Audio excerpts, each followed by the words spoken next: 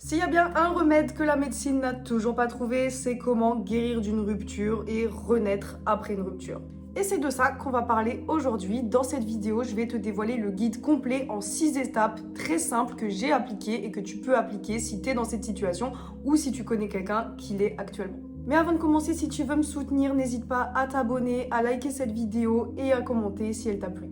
Déjà, pour commencer, on va pas se mentir, quand on vient de rompre avec une personne, c'est vraiment une situation compliquée où on a envie de faire plein de choses, mais à la fois rien en même temps. Et c'est vraiment un sentiment particulier parce qu'on se sent seul et à la fois on a envie d'être seul, mais on le veut pas aussi.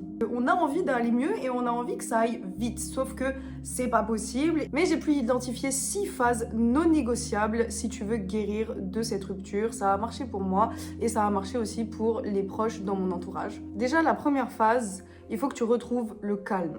Surtout si tu sors d'une relation longue ou bien que ça faisait très longtemps que tu n'avais pas été seule parce que soit tu as enchaîné plusieurs relations, etc.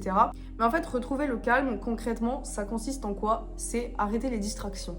Parce que tu as été en couple, ça ait duré 6 mois, 1 an, 3 ans, 10 ans, c'est pareil. Tu as été en couple, tu as été habitué à une présence, à un certain mode de vie, un quotidien.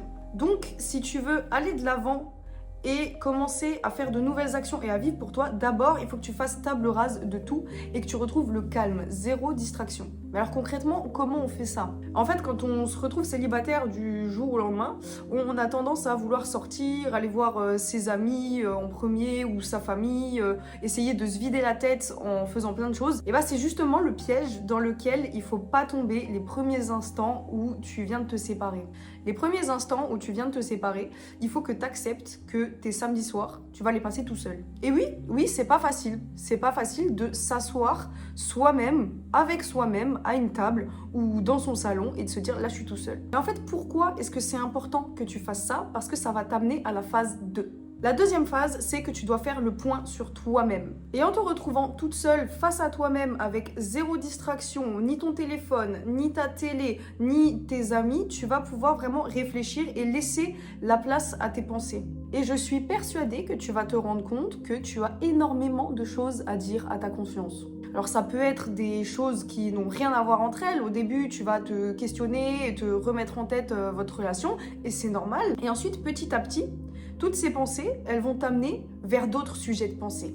Et avec un effet boule de neige, tu vas commencer à te questionner sur ta nature réelle et profonde. Qui tu es, ce que tu as envie de faire maintenant dans ta vie, quelles sont tes valeurs, en quoi est-ce que tu es une bonne personne, tes qualités, tes défauts, là où tu aimerais exceller un peu plus. En fait, il faut que tu comprennes que tu n'arriveras jamais à avancer et ce, dans quelconque domaine, si tu ne sais pas qui tu es réellement. Une fois et seulement que tu as réussi à faire le point sur toi-même, alors moi, je te conseille de prendre des carnets de notes, d'essayer d'écrire, parce que tu vas pouvoir vider toutes ces pensées de ta tête et les mettre sur un papier. Et une fois que tu as réussi à faire ça, là seulement, tu peux passer à la phase 3 qui est celle de cultiver tes relations avec tes amis et avec ta famille. Maintenant que tu as fait le point sur toi-même, que tu as vidé ta tête de plein de sujets qui pouvaient te peser pendant que tu étais dans ta relation ou que tu n'avais pas la place justement de penser à ça ni le temps, maintenant tu peux te consacrer à tes relations. Et en te consacrant davantage à tes relations, ce que tu avais moins le temps forcément de faire quand tu étais en couple,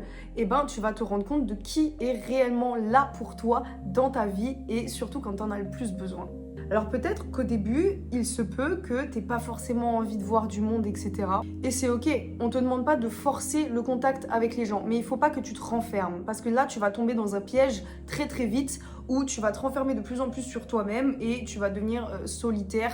Et après, c'est très compliqué de sortir d'une phase de solitude. Donc petit à petit, commence à réintégrer des sorties avec tes amis, d'aller voir ta famille petit à petit. Tu commences par 1 fois par semaine, tu peux monter ensuite jusqu'à 2 à 3 fois par semaine. Le contact avec la famille ou avec les amis, ça ne se résume pas seulement à aller les voir dans la vraie vie. Aujourd'hui, tu as le téléphone, tu peux envoyer un message, envoyer des vidéos, raconter ta vie, mais c'est important que tu gardes ce lien. La phase 4 de ta guérison, ça va être un focus sur ton physique et ta santé. Parce que si tu veux réussir à être réellement bien dans ton cœur, dans ta tête, il faut aussi que tu sois bien dans ton corps. C'est un combo des 3 qui fait que tu seras en harmonie avec toi-même et que tu pourras dire que tu es enfin guéri.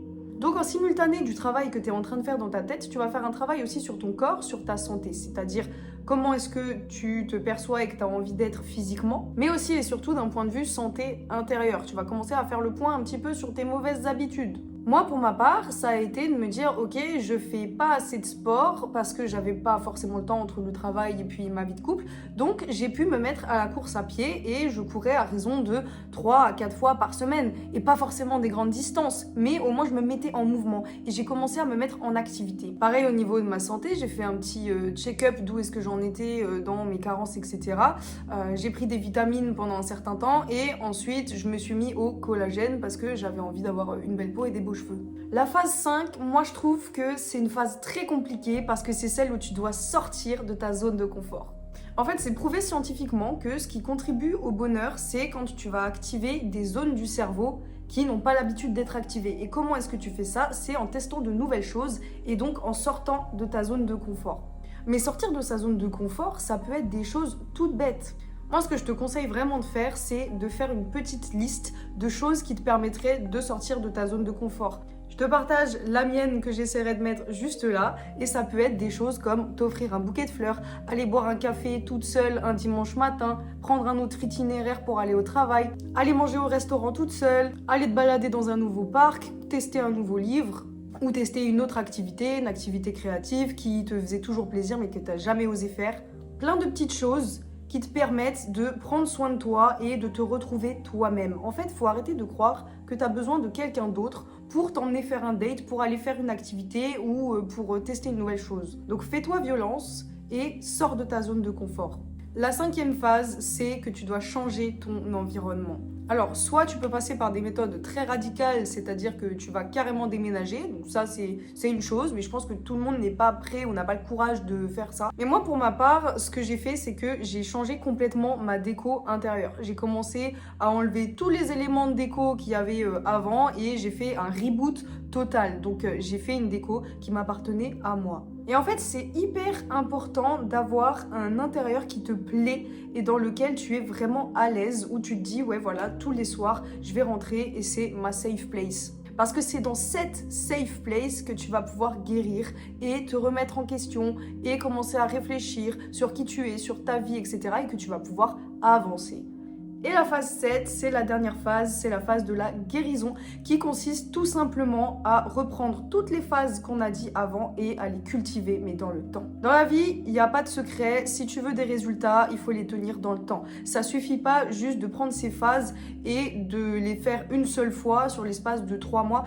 Tu vas pas tenir et surtout, tu vas te rendre compte qu'il te manque quelque chose. Donc, si tu veux vraiment guérir sur le long terme, il faut que tu prennes l'habitude de t'autoriser des moments de calme sans aucune distraction, au moins une fois par semaine et de manière régulière. À continuer à faire le point sur toi-même dès que tu en as l'occasion, pareil, de manière régulière. Et moi, je t'encourage vraiment à tenir un espèce de petit journal où tu vas pouvoir extérioriser tes pensées. Il faut que tu continues de prendre l'habitude de ne pas laisser tes pensées dans ta tête parce qu'elles vont finir par te bouffer. Il faut que tu continues d'entretenir des relations avec tes amis, avec ta famille dès que tu en as l'occasion et à garder le contact. Même si tu as un emploi du temps chargé, même si tu as d'autres choses à faire, que tu as un travail, etc. Il faut que tu continues de t'entretenir physiquement au moins une fois par semaine et de prendre soin de ta santé avec ton alimentation. Une activité physique, ça peut être de la marche, de la course, mais d'aller bouger, c'est hyper important. Continue de sortir de ta zone de confort, continue de créer de nouvelles choses, continue de tester de nouvelles choses. Et si tu arrives à garder ces 6 phases dans le temps, elles vont vite devenir des habitudes et c'est ces habitudes qui vont constituer ton nouveau mode de vie et donc ta nouvelle personnalité. Et tu verras que tout naturellement, les choses vont commencer à s'imbriquer toutes seules et à se remettre dans l'ordre toutes seules. Et tu verras que tout naturellement, plus le temps va passer et plus tu iras mieux. Tout naturellement, tu vas commencer à être réellement en phase avec toi-même. Avec tout le travail que tu vas faire sur toi-même, avec les 6 phases que je t'ai dit juste avant, tu vas vraiment glow up et ça de manière radicale. J'espère que cette vidéo aura été utile pour toi et moi je te dis à la prochaine.